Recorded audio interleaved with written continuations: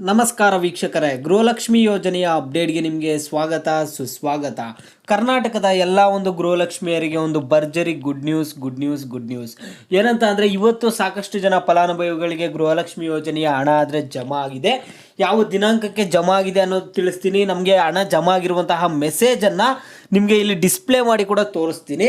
ಮತ್ತು ಗೃಹಲಕ್ಷ್ಮಿ ಪೆಂಡಿಂಗ್ ಹಣದ ಬಗ್ಗೆ ಕೆಲವೊಂದು ಕ್ವಶನ್ಸನ್ನು ಕೇಳ್ತಿರ್ತೀರಾ, ಅದ್ರ ಬಗ್ಗೆನೂ ಡಿಸ್ಕಸ್ ಮಾಡ್ತಾ ಹೋಗೋಣ.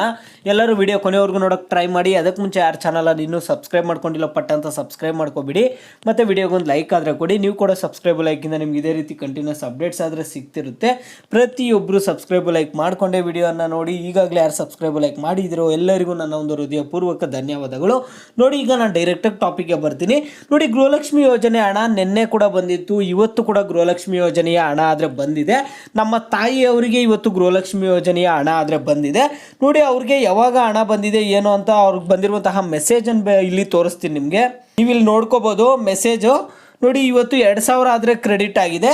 ಇಲ್ಲಿ ದಿನಾಂಕ ನೋಡ್ಕೋಬೋದು ಕೆಳಗಡೆ 4/1/2024 15:55. 15 ಅಂದರೆ 3 ಗಂಟೆ 3:55 ಹಣ ಆದರೆ ಜಮಾ ಆಗಿದೆ. 3:55:26 ಏನಾಗಿದೆ ಅಂದರೆ ಗೃಹಲಕ್ಷ್ಮಿ ಯೋಜನೆಯ ಹಣ ಆದರೆ ಜಮಾ ಆಗಿದೆ. ಈಗ ನಿಮಗೂ ಇದೇ ಟೈಮಿಗೆ ಜಮಾ ಆಗಿರುತ್ತೆ ಅಂತ ಏನಿಲ್ಲ. ಕೆಲವ್ರಿಗೆ 1 ಗಂಟೆಗೆ ಜಮಾ ಆಗಿರ್ಬೋದು, ಕೆಲವ್ರಿಗೆ ಬೆಳಗ್ಗೆ 10 ಗಂಟೆಗೆ ಜಮಾ ಆಗಿರುತ್ತೆ. ನೋಡ್ಕೊಳ್ಳಿ, ಎಲ್ಲರಿಗೂ ಇವತ್ತು ಸಾಕಷ್ಟು ಜನ ಫಲಾನುಭವಿಗಳಿಗೆ ಗೃಹಲಕ್ಷ್ಮಿ ಯೋಜನೆಯ ಹಣ ಆದರೆ ಜಮಾ ಆಗಿದೆ. ನಿಮಗೂ ಕೂಡ ಹಣ ಜಮಾ ಆಗಿರುತ್ತೆ. ಒಂದ್ಸರಿ ಚೆಕ್ ಮಾಡಿ. ನಿಮ್ಮ ಒಂದು ಮೊಬೈಲ್ ನಂಬರ್ ಏನಾದರೂ ನಿಮ್ಮ ಅಕೌಂಟಿಗೆ ಲಿಂಕ್ ಆಗಿದ್ರೆ ಒಂದ್ಸರಿ ಚೆಕ್ ಮಾಡಿ, ಮೆಸೇಜನ್ನು ಚೆಕ್ ಮಾಡಿ. ಎಲ್ಲರಿಗೂ ಹಣ ಆದರೆ ಬಂದಿರುತ್ತೆ. ಮತ್ತು ಗೃಹಲಕ್ಷ್ಮಿ ಸ್ಟೇಟಸ್ ಕೂಡ ಚೆಕ್ ಮಾಡ್ಕೋಬೋದು, ನೀವು ಹಣ ಬಂದಿದೆಯಾ ಇಲ್ಲ ಅಂತ. ಸ್ಟೇಟಸ್ ಚೆಕ್ ಮಾಡ್ಕೊಳ್ಳೋದು ಯಾವ ರೀತಿ ಏನು ಅಂತ ನಾನು ಒಂದು ಡೀಟೇಲ್ ವಿಡಿಯೋ ಆದರೆ ಮಾಡಿದ್ದೀನಿ.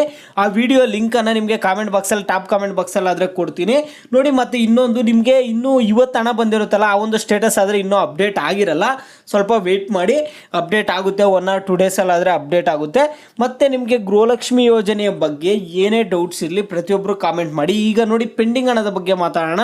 ಯಾರಿಗೆ ಗೃಹಲಕ್ಷ್ಮಿ ಯೋಜನೆಯ ಪೆಂಡಿಂಗ್ ಹಣ ಬಂದಿಲ್ವೋ ನಿಮ್ಗೇನಾಗ್ತಿದೆ ಅಂದರೆ ಪೆಂಡಿಂಗ್ ಹಣ ಕೂಡ ಜಮಾ ಆಗೋದಕ್ಕೆ ಸ್ಟಾರ್ಟ್ ಆಗುತ್ತೆ. ಕೆಲವ್ರಿಗೆ ಏನಾಗ್ತಿದೆ, 4ನೇ ಕಂತಿನ ಹಣ ಬರ್ತಿದೆ, 2ನೇ ಕಂತು, 3ನೇ ಕಂತು, 1ನೇ ಕಂತು ಹಣ ಆದರೆ ಜಮಾ ಆಗಿಲ್ಲ. ಪೆಂಡಿಂಗ್ ಹಣ ಬರೀ 4ನೇ ಕಂತು ಹಣ ಮಾತ್ರ ಜಮಾ ಆಗ್ತಿದೆ.